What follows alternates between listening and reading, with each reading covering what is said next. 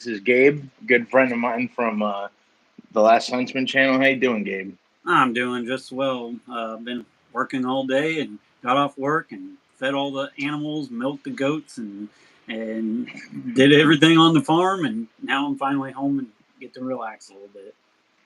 Yeah, it's finally not as hot in the central PA area. Today it wasn't as hot anyway, which has been nice. Yeah, Missouri here's got. We've been getting rained on about every other day and or at night, and then it gets up to like 90 and with like 90% humidity too. So it's been kind of miserable out here. Yeah. Well, I think I told you I was plagued with migraines for the past couple of days. It was crazy, man. I haven't had headaches like that in a long time. I don't know if it was from being out in the heat or what. Yeah, I get headaches here and there occasionally. Mostly mine is just due to a neck injury that I got a little while back. And so if I don't just sleep on my neck just perfectly right, then I'll just wake up with a terrible headache, basically. So. Mm. So I got a good question for you as an icebreaker to start off the live. What's something you got recently that you've really been enjoying knife wise? Well, there's that guy right there. Check that mofo Dude, out. that sheath looks so good too. Oh shit. So this will be the sheath. We're still figuring out what backer is going to go on it, but in the leather patch is from Spirit of the Bear, so that's just kind of my own thing that I put on there. But it will be like a leather or a Kydex sheath like this, and of course that is the knife right there. Dude, it looks so good with the OD green. Oh man, is that micarta or G10? It's micarta. Man, that looks so good. Yeah, we decided we're gonna only stick with 3 colors for the micarta. We're gonna just do green, black, and natural, just to kind of keep it simple, keep it simple, sweet, stupid, and if you don't like green, black, or natural, then you're wrong. So, dude, big time. Those are my main 3. I think every knife I have in my car, except for camo too. I love camo micarta, but yeah, you're right. Yeah, I generally like those 3 colors. So we do have a release date, by the way, too. It's going to be really. Let me write that down. August what? August the 23rd. August 23rd. Man, that's big news. Yeah, I'm gonna do a bunch of run up videos for that. Yeah, August I'm gonna try 23rd. to get a few of them out to some of the guys to try out and stuff. But this is, my design here. I got the original prototype right there. So there they are side by side. He kept it pretty similar. Yeah, he did. We changed up a few things. We extended the guard all the way out, which I like that quite a bit I'm more. a big fan of that change. And as you can see, like towards the end here, we kind of made this a little bit more deeper, which I actually like it quite a bit better. And then he also, I feel like he brought the grind up just slightly more, just slightly higher saber grind. The spine is amazingly sharp, and we also made it with flat scales, which, as you may know, some people will complain because the original prototype I had, contoured scales.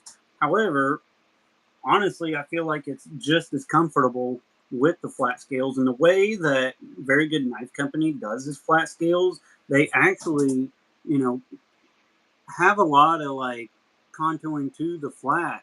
And so, I mean, I could just do that Ninja Death Grip. It doesn't even, fatigue my hand at all. And the thing I like about it with the flatter scales is I feel like it's a little easier to index and stuff, and so it doesn't want to rotate as much, and so yeah. That's awesome. I can't wait to get my hands on one. I can't wait to buy one. Yeah, I got a guy asking if I'll take the prototype. I don't know. I might do like a little auction or something on the prototype. It might be cool if somebody can like have it as like a collector's or something, you know. Or I might Yeah, even do it for, I don't know, wouldn't you that be might have to crazy? keep it too. That's Huh? a special knife. I said you Yeah, it might have to is. keep it though. That's a special one. Yeah, and that That sheath for it is so crazy good, yeah, man. the I sheath. love Spirit of the Burn. Yeah, he does some amazing stuff. I'm gonna try to get him to make a. Well, he's actually redesigning a new logo for me.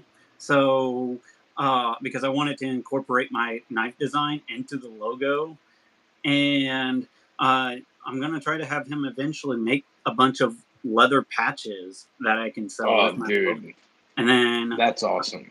I might try to make some like Christian based um, patches too. You know, to survive the collapse of Babylon or something.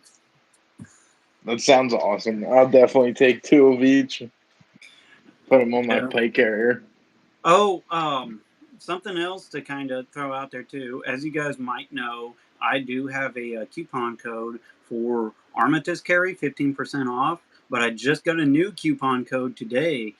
It's same thing as the Armistice Carry one. It's Last Huntsman, all capital letters, but it's for the Lucas Carroll custom grips. And so I'm going to start Wait, trying to so you have Last Huntsman, and that's it? Just Last Huntsman, and that's all for Lucas Carroll? and Armistice Carry. Oh, dude, I have to finally get some Lucas Carroll custom grips for a Dude, couple of my this knives. is the Ursus Cub. Look at those for the Ursus Cub. I know they look And so look good. how much texture he's doing on those. Like Dude, that just totally took me. everybody went so against the texture thing for a while, but that looks so good to me. I love texture.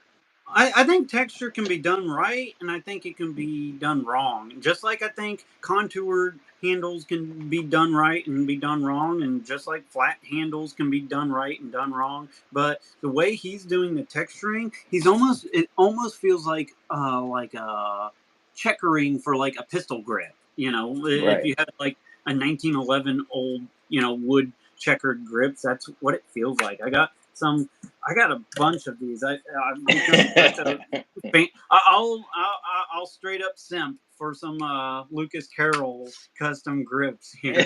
Oh Like, man, those are so awesome. or I even got some for the. Yeah, the V44X Bowie. I I need really to like send. those Do grips. you want to borrow this?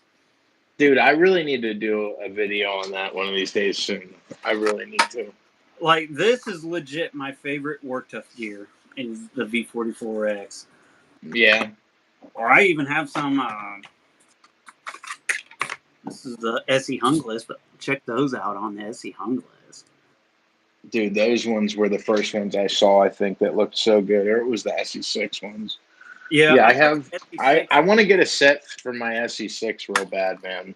These are the knife center original knife center camo micarta ones. They're Yeah, textury, but not as much as I like. I like texture. yeah. I wish I had my SE6 in here. I got it out in the the SE6 is my get home bag knife, and it stays out in my vehicle. Like I don't just bring it back and forth, so I don't forget it, type of thing. So Well, I've been really wanting to take out the my BK16 and my BK7, and he said that Jimbus Maximus says that his Becker large grips are he makes Becker large grips. I really want to go check them out. yeah, he has his own website now. It's Carol's Customs, and like I said, Last Huntsman, all capital letters, all just one word. It's for a 15% discount. Now I got Christopher Larson asking, how would you rate the fit and finish on the TJ Shores Overland?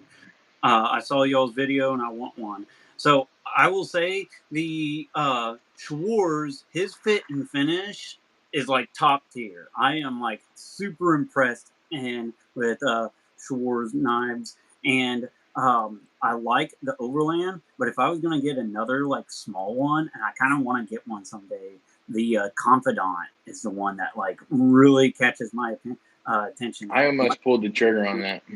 Yeah, the Confidant is awesome. I will say one of the best knives that I've tested this year thus far. Like, I think I might even do like a year recap of like my favorite knives that I've tested. But Yeah, we each got one. I enjoyed that.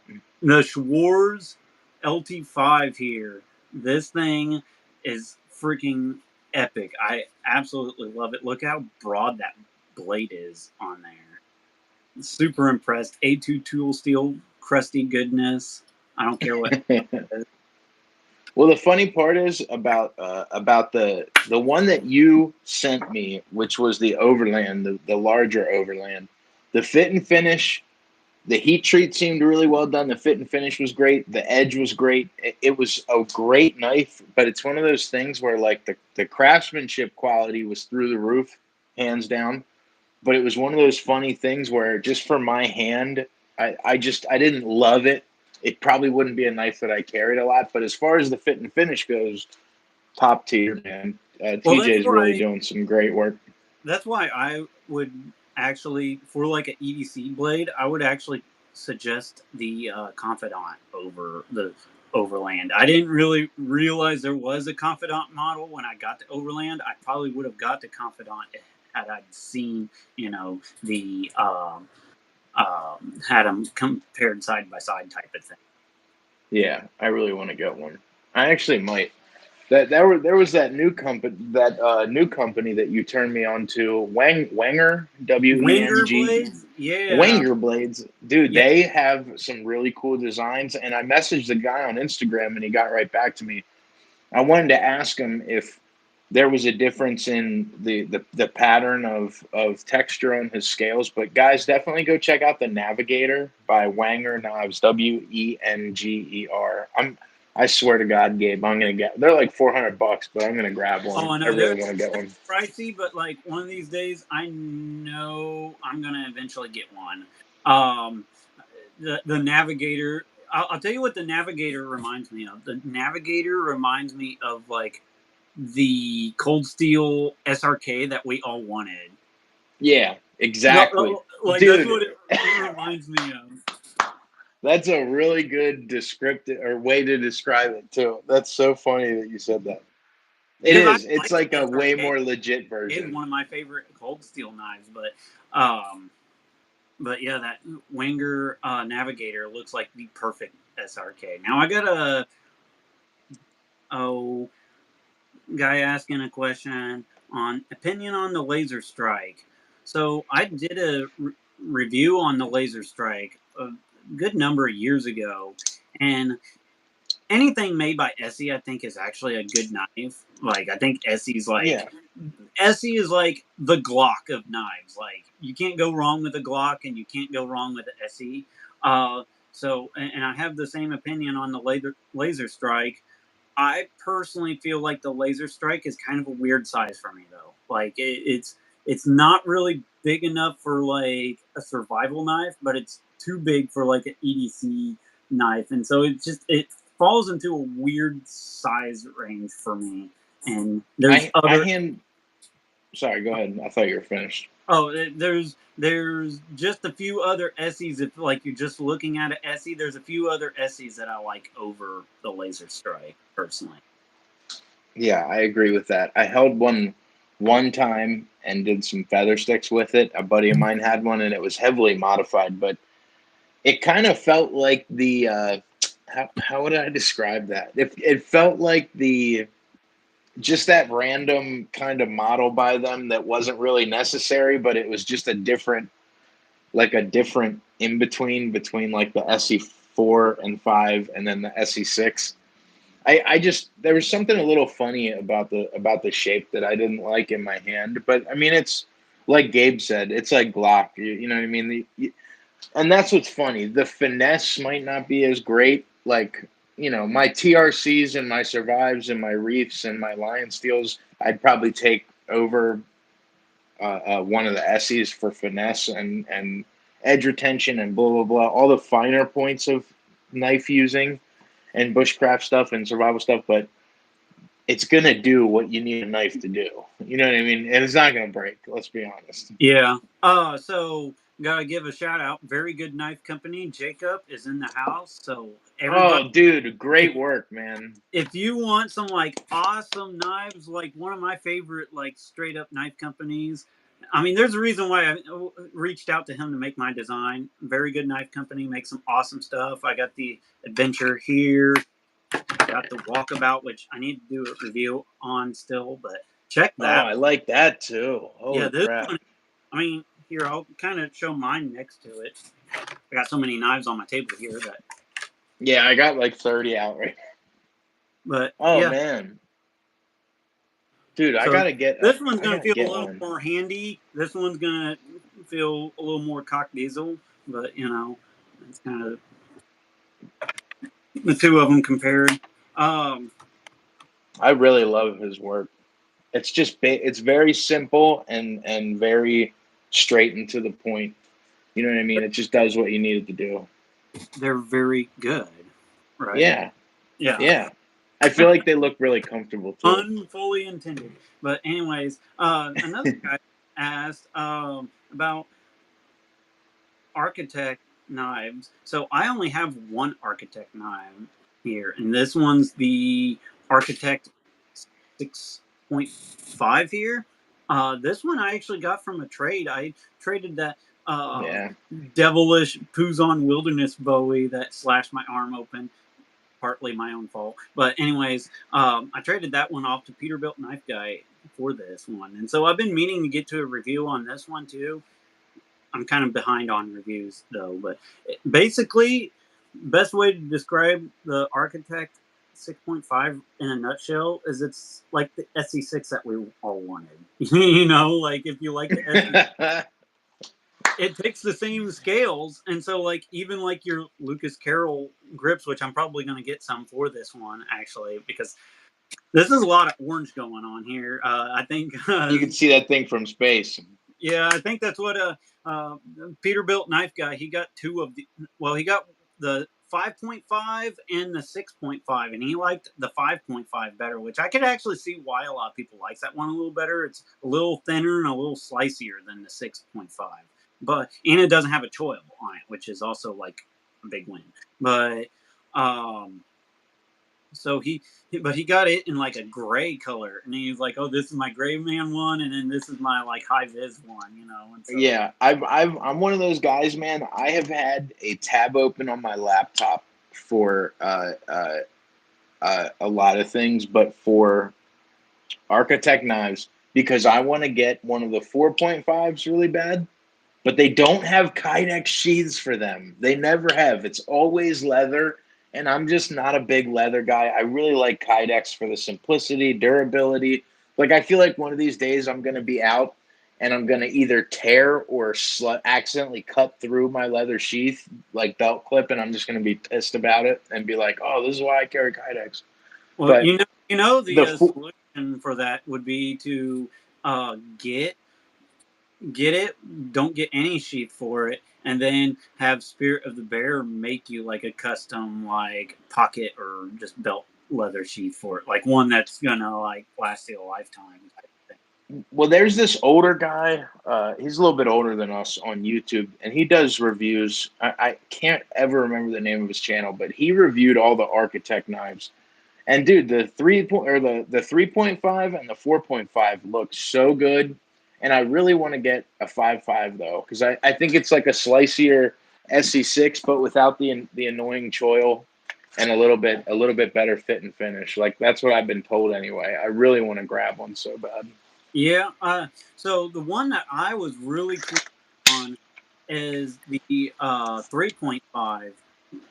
The only thing that I don't like about it is they put the SE6 type of grip on it instead of the SE3 and 4 grip on there. And I was like, man, if Right. they put the SE3 and 4 grip on the 3.5, then it would have been like the perfect knife. But when the fact that they They didn't, put a big grip on it, yeah. yeah, it has the grip. The blade is still about the same size as the regular SE3, exception for it has this grip on there, which to me is just a little crazy in my It's opinion. a little swanky for me. Yeah, I even hit up Architect Knives and they were just like, no. And I was like, Oh, cool. Okay, never mind. Hard pass. You know. Well, Take. we got another question. Got a guy asking, Oh, what's your opinion on LT Wright heat treat? I mean, you I've used know, quite a few LT Wrights over the years, me and too. I've never have had any issues with LT Wright. I think they're pretty top notch. Honestly, their handles are way too smooth for my liking, but Yes, yes. Like Bark Rivers handles, dude. What are you doing? Offer some texture. well, okay. So, like, I'm gonna dog on Bark River here for a little bit, for a moment, Dude, and we could dog on Bark River for the next 8.5 months, I feel like. But I LT Wright, real quick before we do, LT Wright, the only ones that I've kept, I have a Frontier first. I really loved that little thing. Now it's a little too small for me. I like the 4-fingered grips on my EDC stuff. But man, just a good old Genesis and A2 tool steel with the black micarta handles. Their handles are super round, but at least that one isn't polished micarta. It's just regular micarta, so it has a little grip to it. But they use that same sheath company. What's that? JR Industries or something? yeah, Leather sheaths. I like those sheaths are so good. I They got really one are. But right here for my Reef F6, dude, and they're just good sheaths, man. yeah, this is my MagnaCut F6. Yeah, And mine actually made the table too, just in case we got on the subject. okay, But so I'm gonna go like straight up. I'm not like a MagnaCut fanboy at all. Okay, I like know, I I know. can take it or leave it, but I will say this Reef F6 and MagnaCut is freaking sick.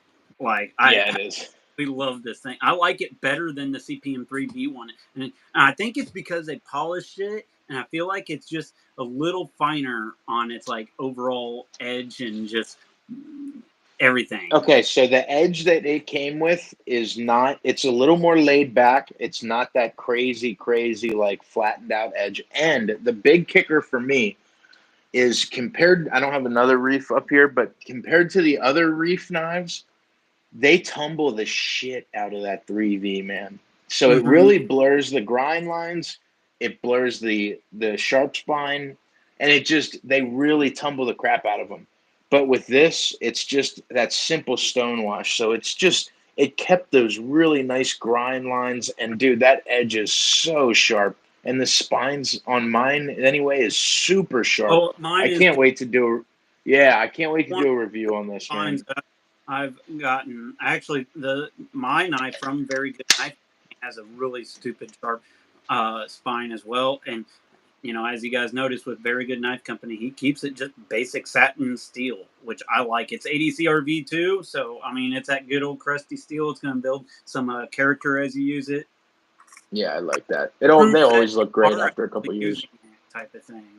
Right? Oh my god, that's so funny. I have a my TRC Apocalypse, dude. I've had that thing for a year now, and I've used it on so many occasions. And every time I come back, I'll take some WD-40 on a rag and wipe it down, and it looks brand new. And I'm like, dude, I just want it to be beaten into a pulp, but it just freaking won't scar up. What will like stain a blade quicker than anything is like out in my woods where I do all my bushcraft stuff out on my property. I got a lot of cedar trees, some oak trees, and a handful of hedge trees that I made, or osage that I made that war club out of. And the Yeah. osage have those hedge apples, and sometimes I'll just get bored and grab like a hedge apple, toss it up, chop it, and that it on your blade, and just instantly like patina your blade right there.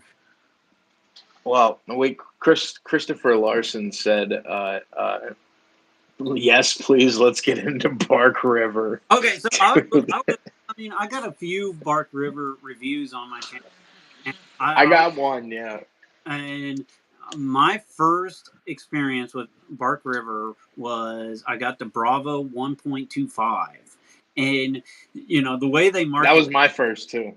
and the way they market that knife though is they market it as like a military knife. Well, I was still in the Marines when I got that knife, and I actually took it to I took it to um 29 Palms Death Valley on a training thing, and the leather sheath, like they glued a good part of it, and the sheath just came apart on me, like right there out in the field. So right off the bat, the knife became like basically, non-carryable because like the glue on the sheath was just like falling. So I had to like just stuff it in my pack and go back to my BK7 because I was like knife nerd and brought like 5 knives out with me. And then Dude, the good old BK7, man, gotta the love it. BK7 was like my go-to knife. The 2 knives I carried more than any other knife while I was in the Marines was the BK7 and the SE4. Those 2 knives, like the 2 that was like there. So right off the bat, I kind of got a sour taste in my mouth with the Bark River. But then,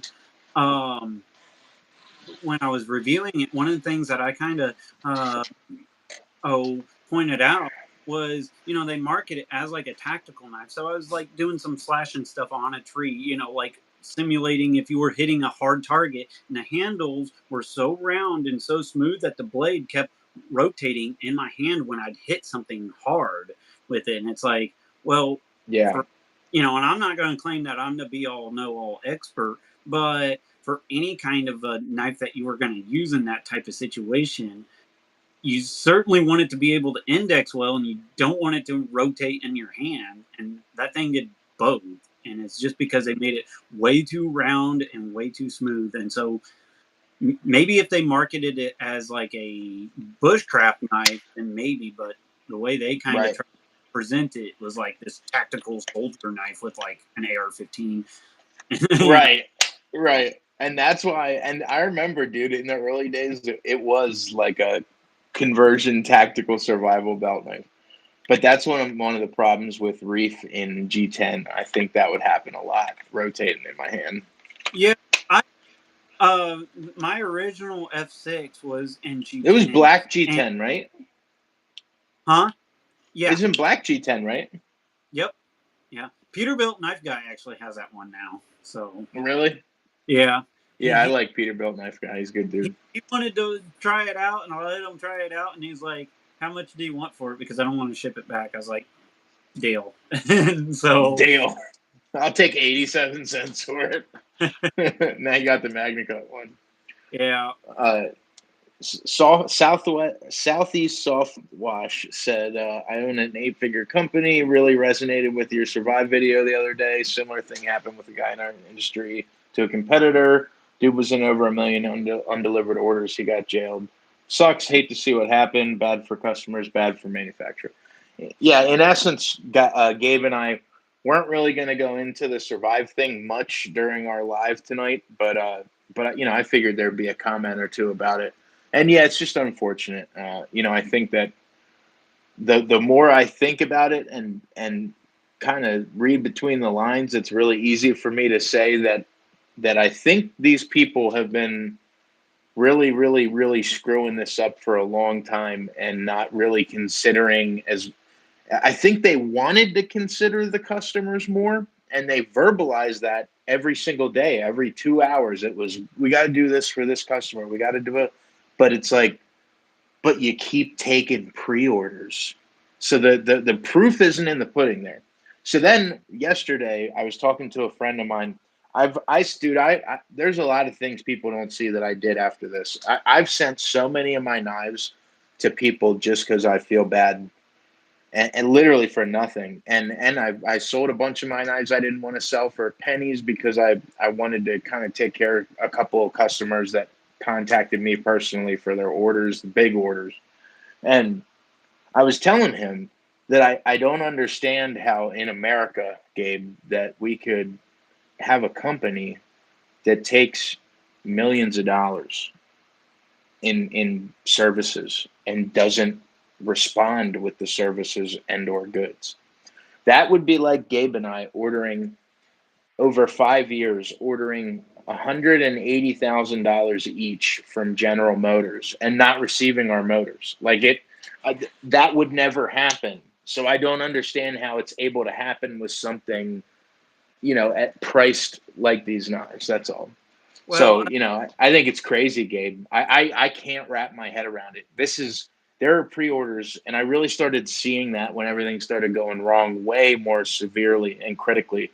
But there are orders from 6, 7 years ago, hundreds and hundreds and hundreds and hundreds and hundreds of thousands of dollars of orders that were never received for almost a decade. Where's the justice? Like, how do you not? You know what I mean? How have they not been jailed or penalized? Thanks, man. I appreciate that very much. Well, and here's something else too, and I've been kind of seeing some of this on my side of things too, and Thank you. kind of dealt with it. Jacob Peterson has dealt with it, and all that kind of stuff. And there's some guys, pushing a little bit of falsehood here, and they're like, "Oh well, Jacob Peterson or Gabe or Scab and blah blah blah, they were all in on it." Okay, first of all, I just play with knives on the internet, and that's it. I'm just a redneck out in the woods, and I just play with knives on the internet. So I don't Right. just religiously read everything about when somebody took a crap the last time, and so Right. right off the bat, a lot of us reviewers were just as stumped about the whole thing as even everybody else was, and we learned when you learned essentially, and so Right. when you Right. came out and let us know, then it's like, oh crap, okay. That's why I got salty in the video. I was like, for people to come at you and me, like, dude, we're not making pills for children with ovarian cancer. We're reviewing fucking knives on the internet. We cut shit out in the woods and light shit on fire. So to think that you're in on pushing people to buy knives from me who I'm scamming is just crazy. But trust me, I got screwed for more money than anybody. So, Well, yeah, you but put yeah, $1,000 into all that, and so and I was able to get a large percentage of that back. But when you think about the money I lent people out there and the money that, dude, you don't even know. I mean, the amount of money I probably spent 10 grand out there just in the first 2 months. I mean, easy. And that I'll never get back anything like that. and Peterbilt Knife Guy was saying I was spoken. Peterbilt knife guy, what's up? Yeah, He's what's up? in here. But he was like, I was spoken about. Yeah, we were speaking about you. I was talking about this super cool architect that you sent my way and stuff like that. So then we kind of got on the sour subject of Survive, which they can go straight to hell. But Right. My company, Southwest Softwash, said my company does pre-orders occasionally. It was literally the number one priority is getting those orders processed ASAP. Long-term damage to your name has got to be top of mind. Yeah, and that's one of those things. It's like, dude, they rolled through like 6 or 7 years of screwing over customers, and where was the consideration for your name there? And I didn't know how deep that ran for when I joined up. I joined up thinking that I joined up not understanding the depth of that and the timeline of that. So I was like, okay, what do they owe? 500 knives? We'll do that in 3 months. You know what I mean? And well, then it's like, no, it's almost 5,000 when I started. Like, oh my God, well, that's 4 years of production everybody's nonstop. got to kind of give you some credit here too. Is there's about 1,000+ people that got knives that would have Yeah, never them if you didn't actually do what you know tried to do, and so yeah. kudos to you. But Thanks, buddy. uh, but here's the thing too: is you were deceived on the whole thing as well as everybody else. Dude, and they almost got another 35 out of me. So Yeah, it could have been really bad. because the way like a lot of people were led, at least, and I think you kind of had the same impression, is that they were, like you said, like a few hundred, 300 to 500 pre-orders out or something, and easy to catch up on and good to go. But you Right. know Thank you to Peterbilt, by the way. Thanks, brother. And then Very Good Knife Company said a couple things here. Yeah. One thing you quoted, Guy on resonated with me deeply. I'm just going to keep doing this as long. Yeah, I'm kind of stumbling on my words here. As long as Take it your goes time. on, I may be a word or two off. And then he also said, I came to my own conclusion after watching it all crumble that he knew what he was doing wrong and knew one day someone would sniff it out. Yeah. Yeah, big time. So George Cook said something about the MagnaCut debacle. Yeah. He said, "What about the MagnaCut debacle? Can you speak on that? Was that all bogus?" So again, we're gonna dive in the survive tool just a little more. I don't want to make the whole thing about it. And Very Good Knife Company.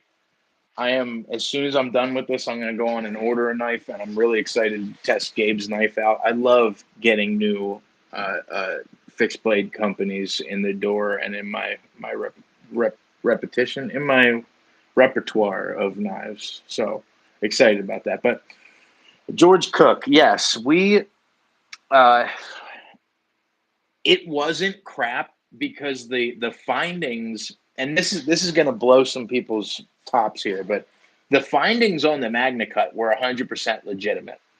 And Guy finding them in the manner he did was 100% legitimate. And the tests showed that during the melting of the sheets of MagnaCut that we specifically got, they came in the door with all these voids in them. They just did.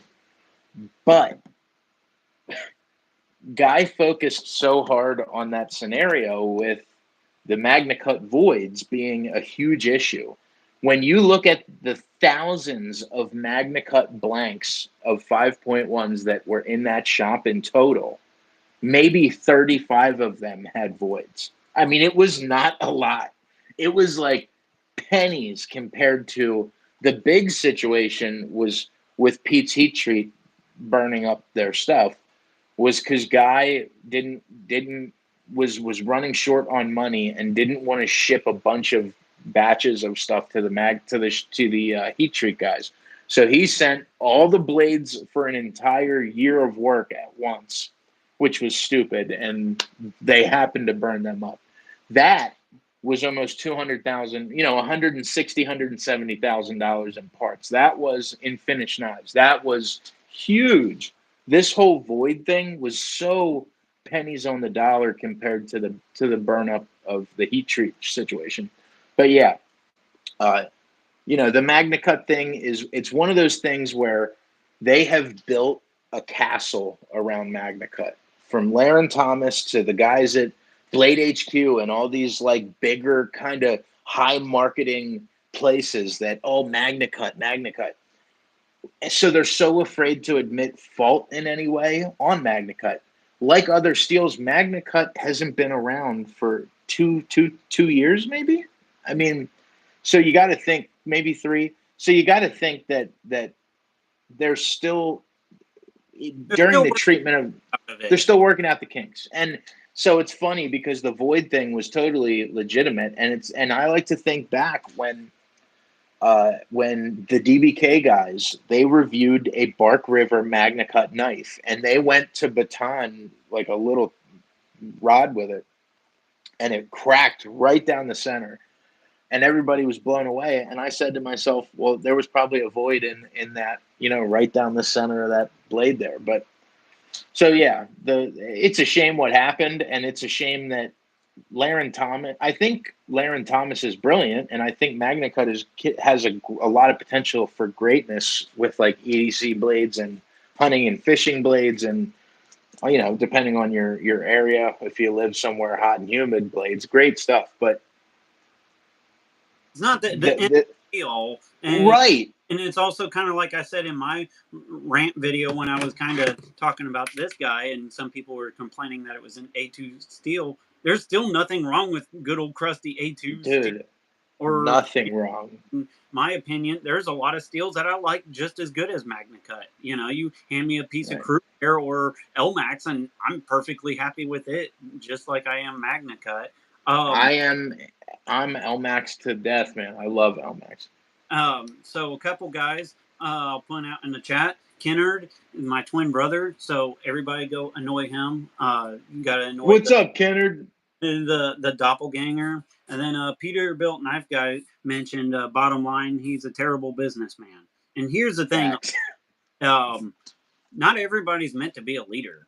Just because you got a good idea and you got like a good oh my gosh, this is what I want to do. Sometimes the best thing to do is, if you are not that leader, is to step aside and let somebody that actually is a leader run the company. And I think if Guy would have done that years and years ago, he probably could have saved it. But it was kind of a day late and a dollar short by the time he actually tried to do that. Yeah, big time.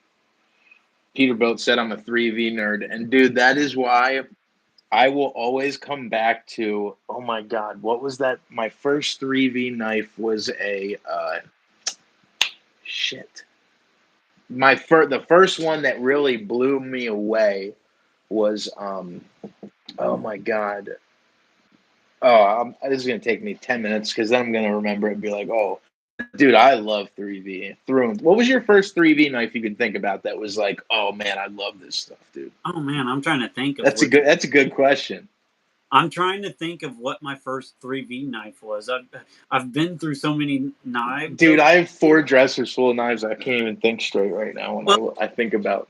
like I'll be honest, I've gotten to the point anymore to where I just don't have like the big collection like I do, just because I don't have space, I don't have money, and usually anymore I get a chunk of knives. I realize, hey, I'm not using about 3/4 of these. I send a bunch of them out and get some more to test out, and kind of that's how I keep the channel alive.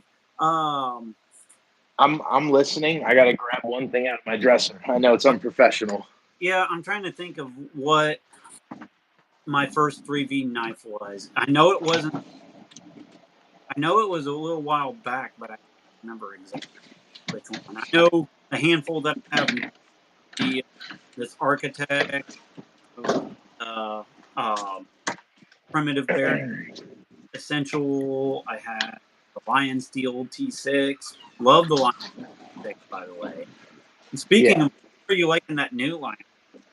Oh yeah. So, uh, guys, I really need to do a review on this. Same as the Lion Steel T6 sheath, which I really liked the Lion Steel T6 sheath, but the Lion Steel KC01. This is their new 3V kind of conversion between like a field knife and a survival knife. Really, really well done. Whew, nice big handle. It's a little slick. I'm probably going to texture it a little bit, or see if somebody's going to pop off some scale short. I actually ordered it from their website, and I asked Gabe before I did. I said, "Have you ever ordered from the Lion Steel website?" Because I wanted to, I didn't know how long it was going to take to get here. It took like 2 weeks. It was a while, but yeah, I haven't seen anybody else online throwing videos out for them yet, so I'm excited to do a test on it. But yeah, just a really, Yeah, really clean, when I see really that, comfortable choil. oh yeah. So my twin brother has been experimenting with something recently, and it's called Versalaris. goon tape. And he's been wrapping up some of his handles in this goon tape, and I bet it's comfy. oh well, it's like a cloth material, but when you wrap it, it's really thin, so it doesn't add like extra bulk onto your handles, but it feels like micarta, like textured micarta when you wrap it Dude, up. I got to do that. You know what I always wanted to do? I always wanted to take like hockey stick tape and literally just wrap my Bark River with that and see if it made any difference. But I'll have to find that. Is it something I can get on Amazon, get a roll of it or something? Yeah, they actually make it for like guns and stuff, or like to wrap Oh, okay. stuff, but it works perfectly fine with knife handles. My twin brother actually sent me a video that he wanted me to do as a short, where he shows like a few things that he's done in it, and he actually even um, did like his axe handle up with it and stuff too. Which Oh, that'd be sick. so he I want to get an idea for what it feels like on the handle. yeah he said it's like a soft micarta. So Yeah, I definitely want to check it out. Now, just to back it up, guys, I appreciate the money that you threw in for the questions. That was very appreciative, and I will be splitting it with Gabe. But yeah, Peterbilt Knife Guy brought up the 3V Trailmaster by Cold Steel, and this is a knife that I had to go grab because I bought this in 3V. I waited and waited. Now you can buy them anywhere, but dude, for a while I could not find the 3V one anywhere, just the Sanmai one. And Peterbilt Knife Guy, I got this after watching your reviews of them before you and I became friends. Funny enough, months and months and months ago. But I loved testing this thing, and it cleaned up on my buffing wheel so well. It just honestly, man, Gabe, I should send you this, dude. I really think you would love the crap. It is literally the thickest thing ever. Yeah, it's It 5. is like almost quarter inch, but it's so goddamn slicey, man. It is a So I monster. Recon Scout, the 3V Yeah. Recon Scout, and the surprised me with that knife is that thing, it's 5/16 thick. It's thicker than a quarter inch. It was bigger than a BK7, but it actually felt more nimble in hand than the BK7. And it's like, man, this thing would be like an awesome, not only just survival knife, but just a awesome like combat soldier knife too. If like God forbid you need it for something like that. Yeah, big time. And dude, it's so funny because I come across these knives that I want to send to you so bad. Like today, guys, I had a big mail call this week. I got the ProTech operator. Really love ProTech folders, and once in a while a good automatic. But today I got a Tops Wild Pig Hunter, and dude, it just made me think. You know what's so funny, man? I will never forget. This was like 2-3 years ago when I ordered it was a Tops Camp Creek or a Tops something Creek. And to me, that was like a pricey, like premium knife. And now, now I'm buying freaking TRCs every week just when they drop them and stupid Yeah. stuff. And I remember the first time I dumped a lot of money into a knife was the Reef F6 that Peterbilt has now. My 3V Reef F6, and it's like almost a $400 knife. It's like 380 something. And I remember yeah, I bought it right when me and my wife met, so we were still just a couple at that point. And she's like, "Did you really just spend $400 on a knife?" Yeah, I did. yeah, I did. Dude, you don't even know when every time I've dated a girl and they realize how many knives I have and like how frequently I order knives, they're like, "Dude, you have a problem." And I laugh and say, "Oh, I know, I do." But I've been really loving, and I really want to send it to you. Super bad, man. You have to make time to spend some real time with this knife because I'm telling you. This is that one. I wish it was about an inch longer in the blade, like the Millie Curie is, but it's got the micarta with the texturing, almost like rifle checkering texture on it. Yeah, I And like a dude, lot. it is so good, Gabe. I swear to God, man, it's one of those knives. It reminds me of a much more refined version of uh, that K-Bar Spartan collab you have. Oh, the Yeah, it's right there. Yeah, it reminds me of just a slightly smaller but like more refined version of that. It's so good, guys. The M1S by TRC Knives, so good. something else about TRC knives is a lot of their models, like the Apocalypse or like the South Pole that I've had and stuff like that. They have just flat grips on them. They don't have a lot of contouring, but they feel Right, so amazingly well. And that's what I was trying to point out with some people with the Very Good Knife Company too. His right. hand feels really good, even though that they're flat. And I'm starting to kind of realize that you don't necessarily need a lot of contouring to have a good, comfortable handle. You just have to have the right shape with the right bevel to the flat, basically. Dude, and these are literally, this is the TRC Apocalypse that he was just talking about, guys. Literally, they have slight contouring on the edges, but they are flat scales. They just have ribbing this way. But yeah, you're right. They are flat. They're bone flat, but Well, super comfy. the thing that kind of made me also think about the whole like contouring thing. You borrow that Bussy. That thing has a lot of contouring, but it's not very comfortable. You know, Right. it looks like I don't even Oh know what God. I'm thinking with it. Don't, dude, that thing is so, guys, don't get me wrong. All right. I've seen some real serious testing on that Imphy steel, and edge holding might lack, but Bussy knives are pretty legit. But when it comes down to those handle, oh, dude, it's literally sitting down on my couch. I was like, oh, I'm not going to talk about my freaking Bussy, of course. But it has these big divots across the handle, these Old, three big lumps. It's but so, dude, what kind of 1947, like, oh, yeah, just cut a wave in it? No, it's not anywhere near matching the contouring of my hand. Like, it's so crazy. oh. Sorry, I went on a rant. No, it's fine. So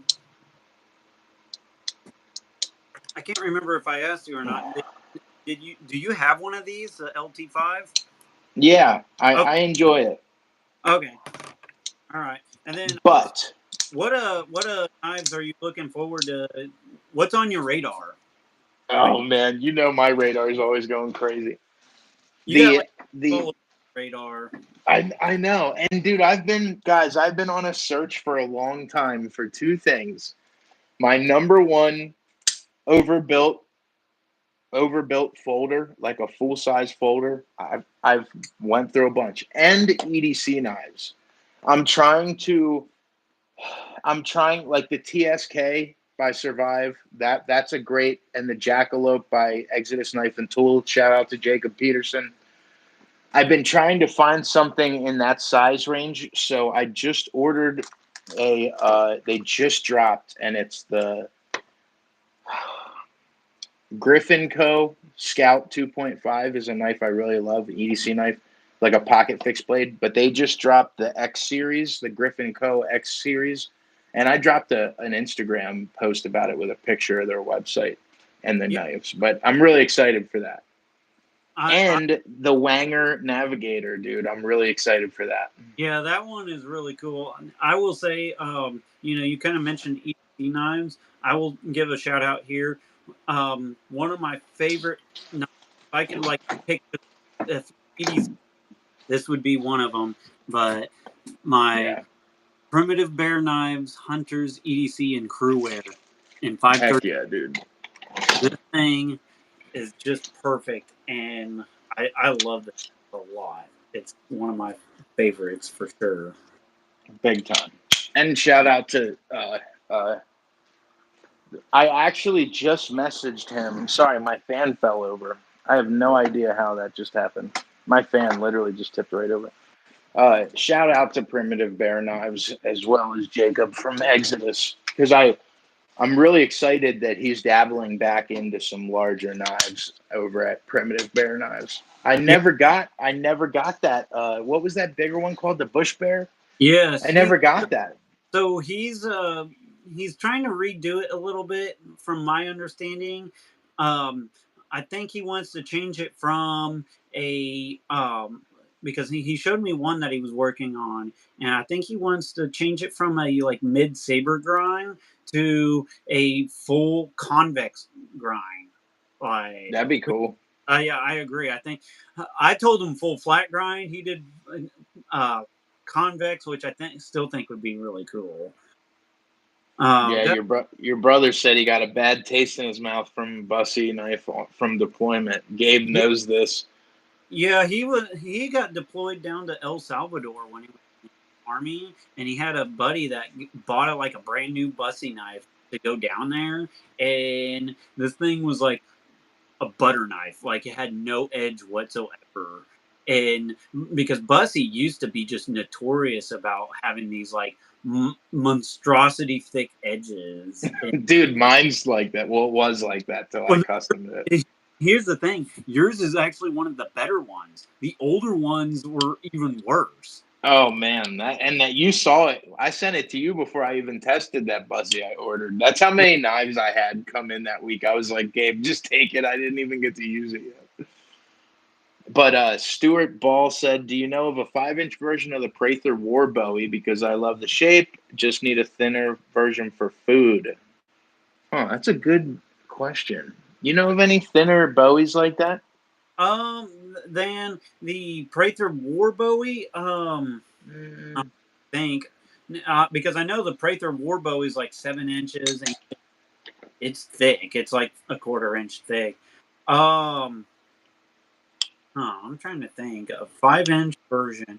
I mean, if you want something for food and stuff, this Wars is 5 inches, and this thing, look how broad the blade is, and the edge on that is amazingly thin. His edge, thickness and everything is awesome. It's not a Bowie knife, but he there's might like the full size Overland too as a food knife. yeah. That'd be a good food knife. Do you have any? No, I don't have any Miller Brothers knives. I do not. I've been checking out Miller Brothers knives, but I've never have had one. The Dude, you know Overland who that? made by Oh, go ahead. Shores Stewart. Sorry. Yeah, yeah. The Overland is also by T.J. Schwartz.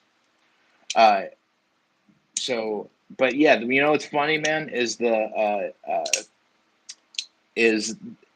was another company that makes me think of Miller's, Carruthers Performance Knives.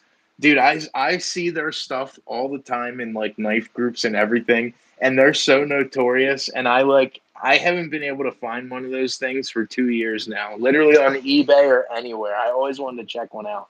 That's like dark timber. I've been searching for a dark timber honey badger for 4 years now, dude. Literally, and they're like $1,500 on eBay. I'm not paying that. You know what I mean? Yeah, those are like trying to find the Sasquatch. Uh, Yeah, then Christopher Larson asked, "Have we ever tried a Blackheart knife?" I feel like I've heard of them like years, Blackheart. and Hmm. then I've never really heard much out of them.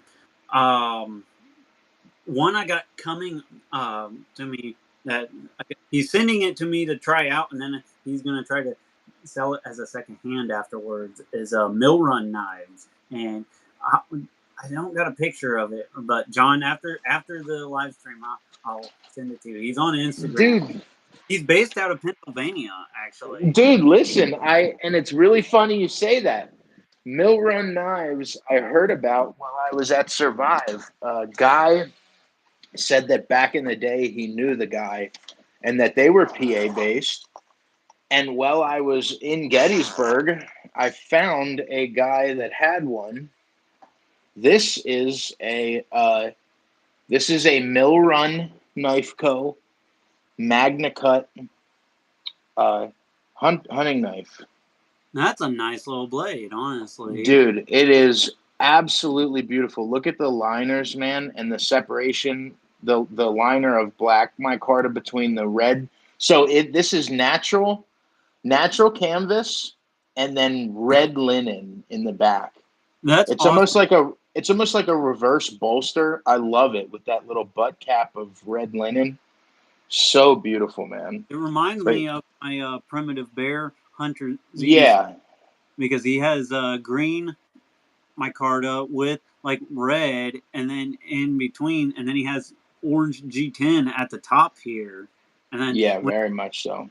when he did the because I asked him or I told him like what I wanted with this one, and I was like, hey, when you finish it, I want you to like bead blast the handle so it's not like smooth. I want it like more Grippy. yeah. Well, dude, and that's one of the funny things is this knife's in MagnaCut, but it has like a really nice, like either baked on or almost like an acid wash finish with a tumble. And dude, this thing is terrifyingly sharp. This is like a straight Skinner. It's so thin behind the edge. It's actually really, really beautiful. I'm sure it was a couple, several $100 knife. Yeah, I can't get a good, really high saber. the one But that Mill Run is sending me is kind of like more of like a medium bushcraft type of knife. So I'm excited to get it. It has reddish micarta handles on it too, so it looks pretty neat. I messaged him on Instagram after getting this one, and I wanted to see it. I didn't like a couple of the sizes of the knives that he had available at the time, but I really want another one of his knives. That knife, but it went. I'm trying to think. Stuart Ball's asking a question, but I'm not exactly sure what knife he's talking about. But and then Who is the knife by the Cody, we think Oh, about. he's saying who's the knife by the red and orange one. I like that knife, but it without the finger part. It's that orange and brown knife is by Primitive Bear Knives. Yeah, Primitive Bear Knives, Hunter's EDC. Is what that knife is. He's saying he likes it, but without the finger guard.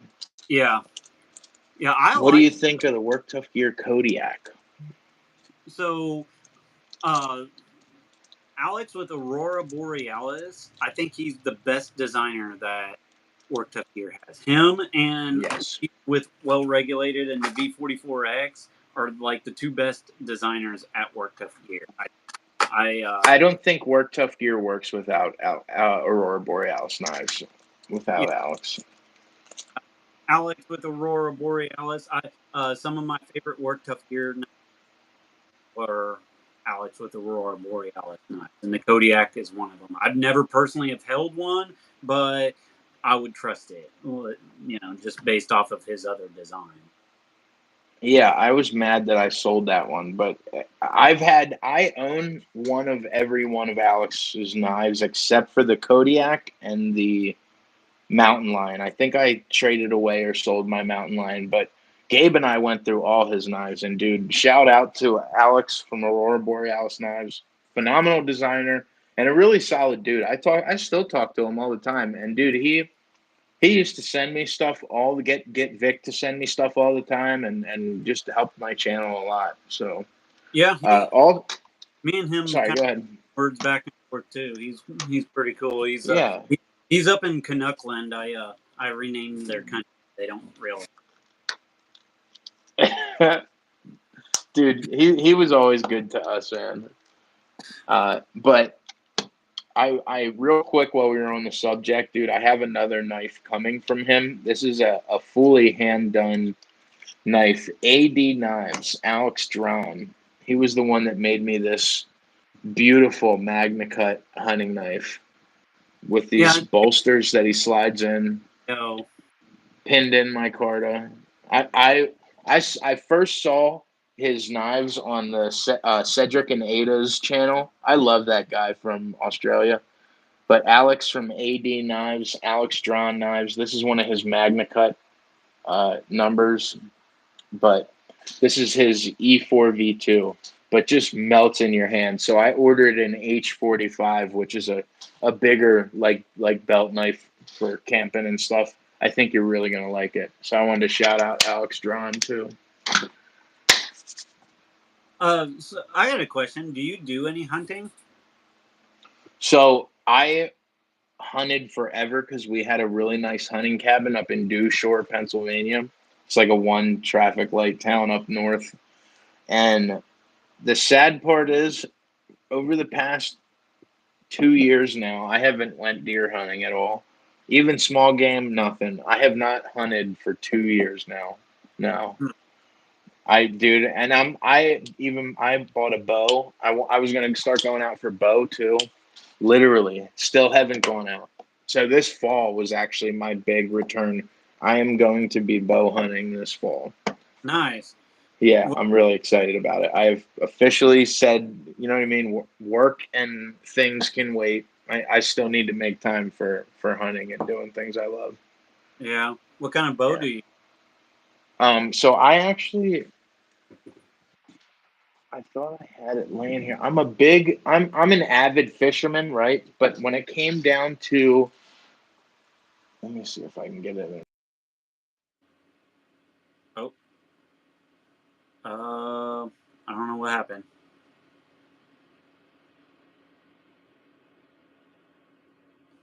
Still there? Hello? Hello. Yeah, okay, I can hear you now. Sorry about that. I went to pick my phone up. I got it from Cabela's, dude. I really love it. But topwater smallmouth is like my love, dude. I literally, if there was one thing that I would do for the rest of my life as a career, I don't think it'd be hunting. I think it'd be fishing, dude. Big time. Yeah, I think I'm kind of more of a hunter, so like deer, rabbit, stuff like that is kind of what I primarily do. Although I do fishing here and there.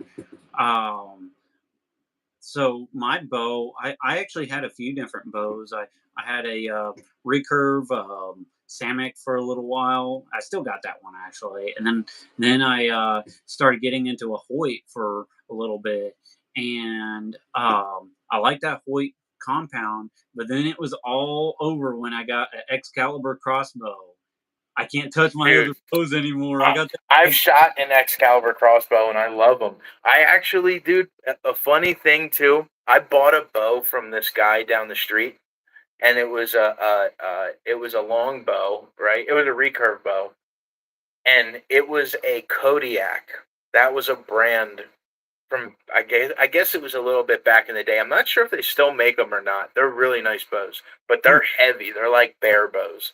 yeah. And dude, so I bought this bow, and it had such a heavy draw, and I started getting proficient with it, and it was before I switched to compounds, and it was the exact same brand and type that was in the movie Deliverance, dude. I swear to God, I was watching the movie and I paused it because had never seen it, and my buddy was like, "Screw it, it's on here, let's watch it." So I went to watch it, and dude, I literally paused the movie, and it was the exact same brand, same style, same logo, everything. Feel like I've heard of the brand, but like you said, I think it's an older brand. Yeah, Paul asked about the Barnett Jackal. I'm assuming he's talking about a crossbow. So I've bounced around a few different crossbows before going to the Excalibur.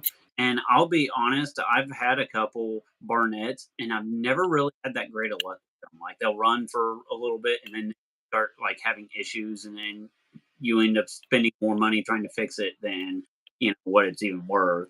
But the thing that made me go to the Excalibur was that it has just classic like medieval style recurve limbs. So you don't need a bow press to change, the string on it. You don't need a bow press for anything. It's like fairly simple to put together and assemble and work on yourself. And so I was thinking of like for like a potential long term TF type of thing, like it'd be nice to be able to have a crossbow that can actually do a lot of that stuff on your own.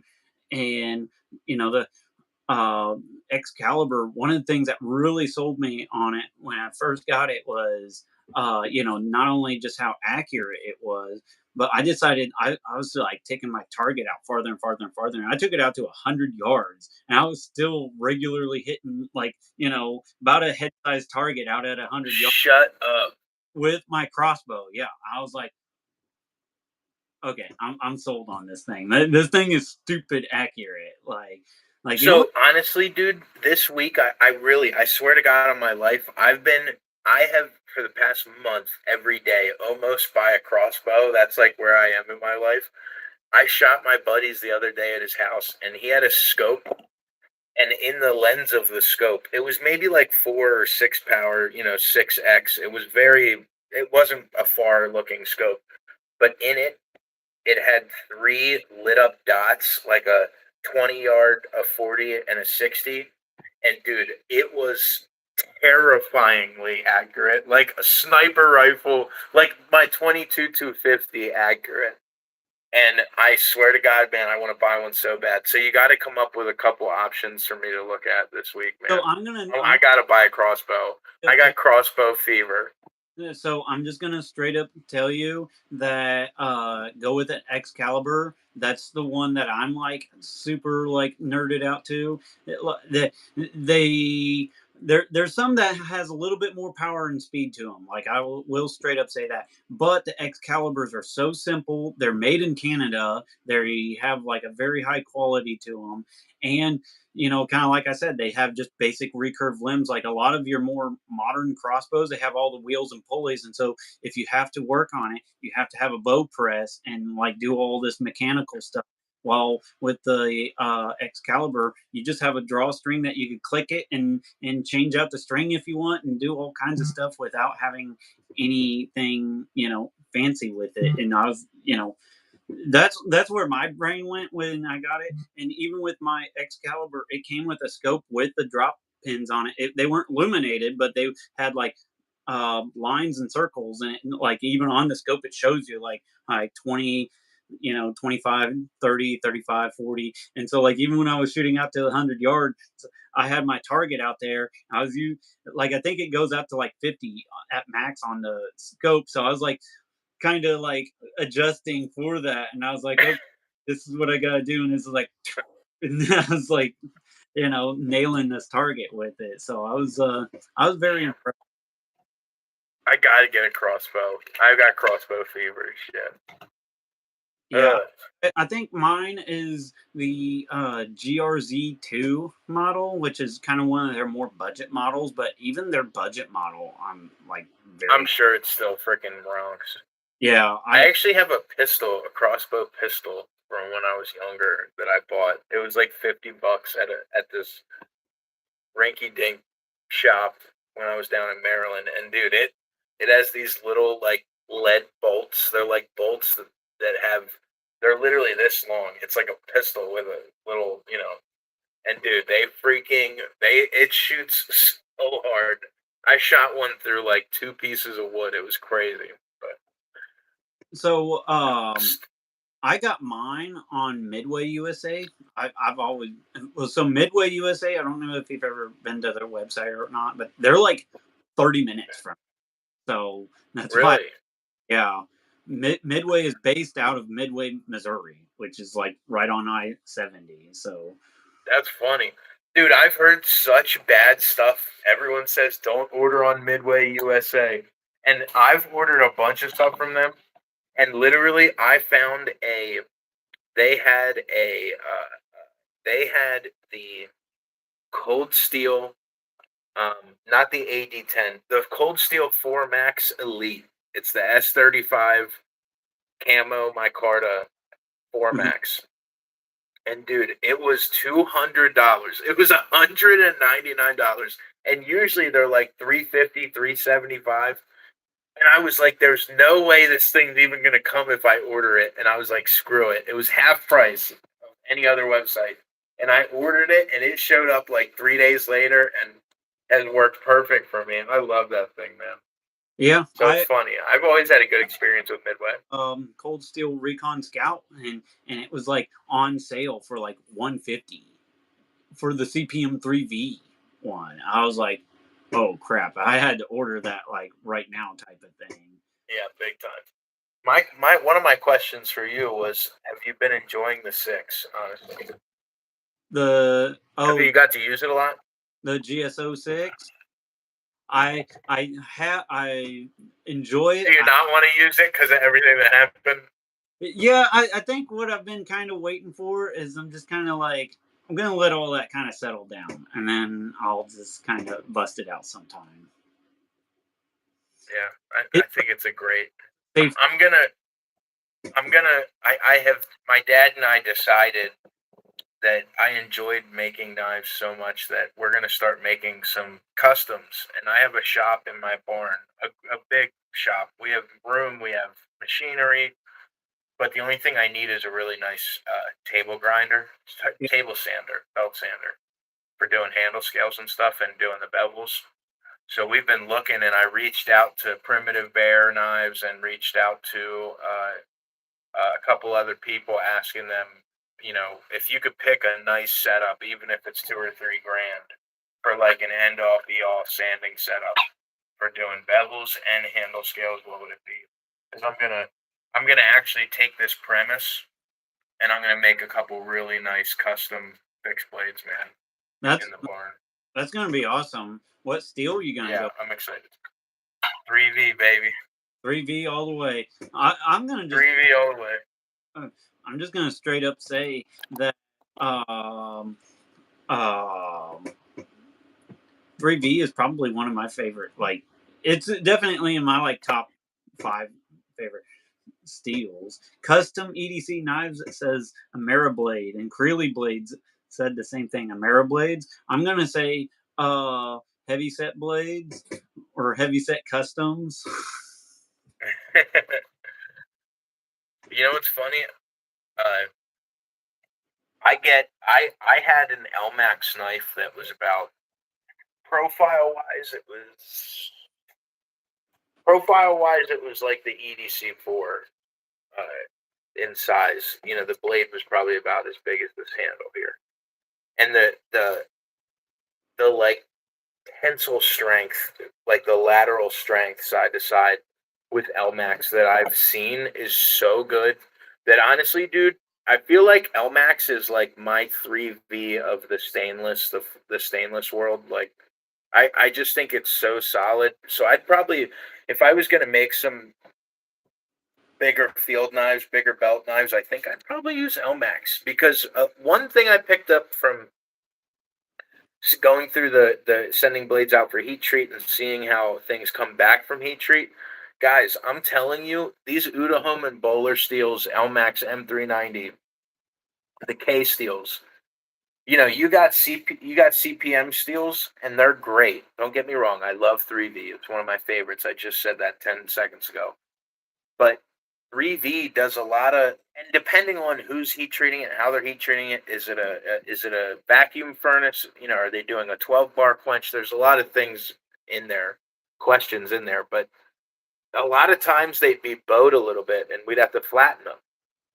Dude, I swear to God on my life, like Elmax, we got back a stack of about 100 Elmax EDC4s, and they were flawless. I mean, like, didn't even have to touch them, didn't have to flatten them, nothing. So I really think Elmax would be probably a steel I'd use for most of my bigger knives. That or 3V.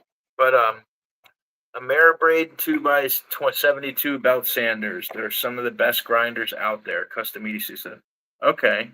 Awesome. That's all right. Let me save that. Actually, I'm going to write that down.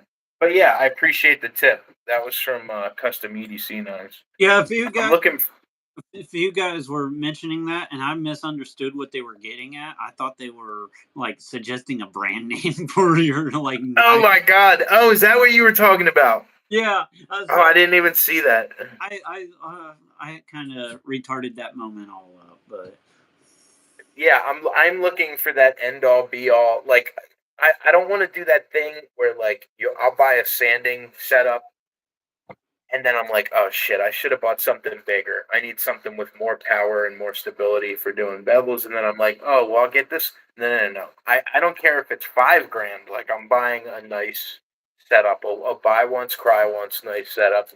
I've been wanting to do custom work for a long time, and I have the hand skill for it, so I'm excited. Me and my dad are pretty jazzed about it. We were online earlier all night, just watching videos of people's setups and looking at how to do bevels and blah blah blah. Well, I think yeah, bring up one more topic before we call. Go ahead, brother.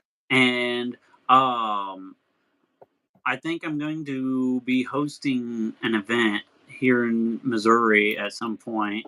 It's going to be in October, and it's going to be kind of our own little like bushcraft event. And so, like, I don't want it to be like Bushcraft Georgia, where it's just like a bunch of booths and everybody's trying to sell stuff. I want this to be more of like an adventure skill type of event. And so I think the first time that I do it, it's going to be just us YouTubers. I'm just going to invite like a few YouTuber friends and some local guys and stuff, and just like kind of feel it up and or kind of get an idea of what I want to do with it. Kind of do like a curriculum and kind of run through it and just kind of see what happens and then go from there, type of thing. And so me and Jacob Peterson's been talking about it, and so he wants to do something kind of similar. And he was like, "Oh, I want to call it Kentucky Adventure Craft." And I was like, "Man, that sounds cool. Like, I might just call mine Missouri Adventure Craft if you don't mind, and I'll just kind of borrow off the name and promote your stuff too." And he's like, "Do it." And I was like, "Okay, cool." And Jacob Peterson and probably going to be coming to it too. So what I'd like to try to do is like maybe even film some videos while we're doing this, and maybe do some live streams or something while we're out in the brush. Oh, dude, we should do like a group table discussion, like all of us at a table with a cold beer, just talking crap, you know. Chat like out in the, because one of the first events that I want to host is all of us just like build our own little shelters and like have like this little hobo encampment out in the woods, basically. Dude, I'm telling you, I told you, man. You let me know. I will fund all the food and everything. I'm telling you, I will put a significant amount of effort in to make that happen for you So hosting it. I'm kind of looking at a time frame of October the like 19th and 20th, if I recall right. I'll have to double check those dates, but I think we should get it on the books pretty you know, in advance so we can kind of set everything up. yeah. And I also got one of my friends that's local. He's a SWAT paramedic and a just an EMT guy, and he does like combat medical type of stuff. And so I think I'm gonna help host like a medical course and stuff while we're out there. And I think that's a great idea. Some shelter building and team stuff, you know, some group activity stuff, and then some learning too. I think, and some like bush skill stuff. Now, I think it'd be great. I'm really excited for that, Gabe. I've been talking to my old man about that for like a week now. Bama fan said, "What's up, John? Got my F6 delivered today. And can't wait to get a chance." Or wait, he said, "Have you had a chance to test it out yet?" Mine, I've done some minor in my barn feather sticking with it. I haven't shot my video yet. I did speak to Stu at Reef Knives and told him that compared to the 3V one, this one is so clean and the lines are so good and it's not tumbled real hard or acid washed. And me and Gabe were just talking about the F6s and MagnaCut. So yeah, I haven't got to fully test it yet, but so far I like it. And when I do my test, I was going to tell you that, Gabe, because Stu sent me this. When I do my test, I told Stu, I'm going to beat the shit out of this thing, dude. I am literally going to cut things you should not cut with a knife and smash things you should not smash with a knife. Because I want to see, with that thick edge of MagnaCut, like really how much MagnaCut is standing up. I really want to see. well, there was one video, and this was with the 3V version that Peterbilt Knife Guy has now, but I actually had a deer spine that's like this big bone, and I had the 3V F6, and I was just like chopping into this thing, and I even did it with the GSO 5.1 too. Yeah. And Stuart Ball asked what part of Missouri.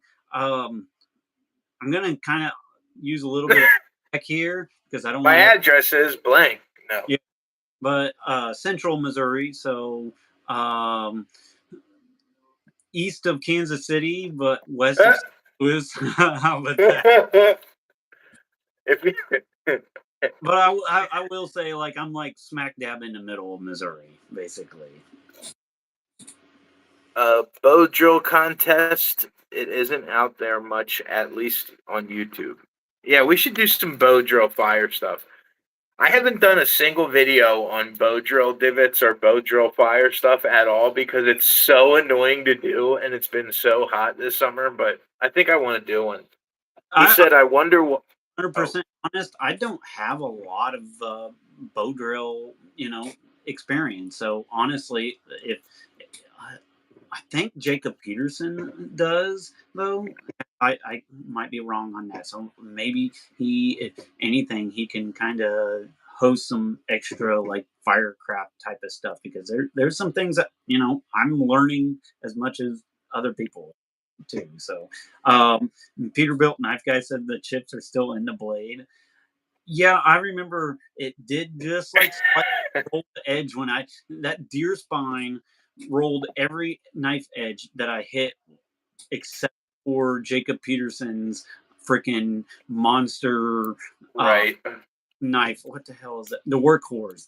It didn't even face that knife, but that would be, I would think, with that one. But every other knife I tried on that deer spine, it did slightly roll the edge. Now on the reef, though, it was so like minute, like you really had to look at it to like notice it. And I tried to polish it out the best I can, and even when cutting paper, didn't even notice it. So Uh, the Obama fan said, "Wonder why Reef didn't shoot for 62.5 or higher." And it's really funny because I actually, having spent some time in the manufacturing side of things, I really, I really think 90% of people, dude, 90% of people with MagnaCut. I'm telling you, I had to alter a MagnaCut blade the one day, and it was one of my own, and the handle scales were off. And I'm telling you, grinding MagnaCut is so annoying that I really have a weird feeling that for cost of tooling on CNCs and cost of abrasives, I really think they keep it low because they think it's still going to work well enough, even though the only time I've ever agreed with a certain YouTuber that I don't care to speak about, they I like MagnaCut. I think MagnaCut's supposed to be like 62 to 65, like 63, 62, 64 in there.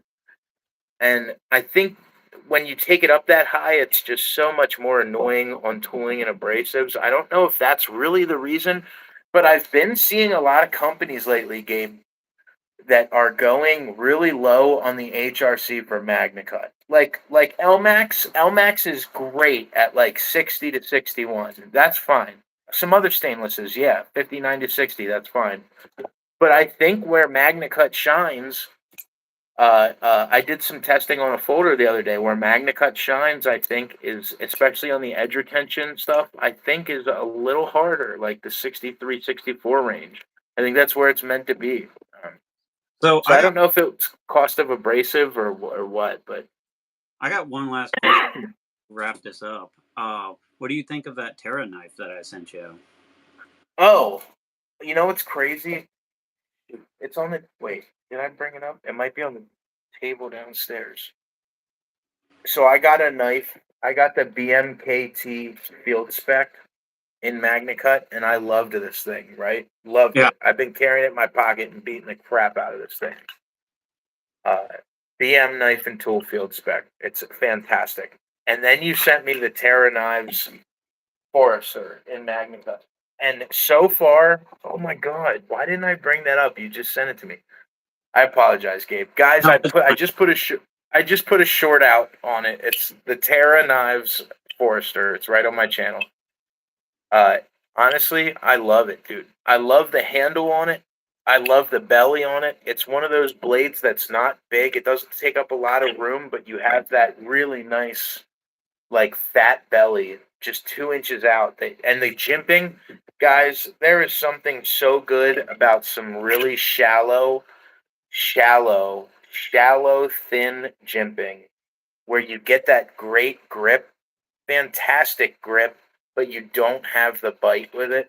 And dude, Terra Knives does that like stippling, that really thin, really shallow, like 4 or 5 thou thick lines of jimping. It's so good, dude. That Terra Knives Forester is so good.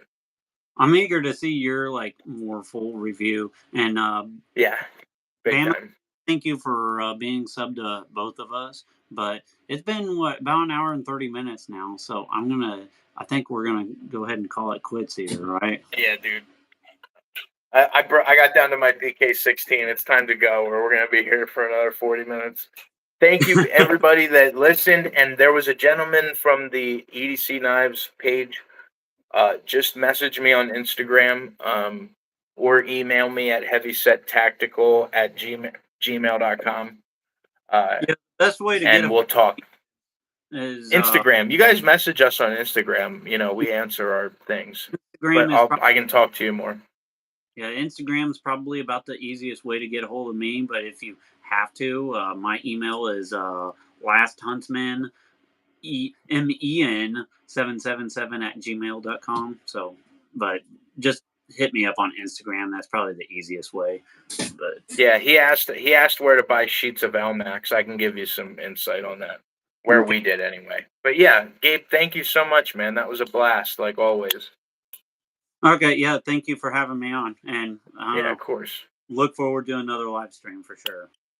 For sure. And thank you guys for listening and the whole nine. Listening to us ramble on for 90 minutes. It's always a good time, brother. Yep. All right, you have a good night, buddy. You too, guys. Have a good one.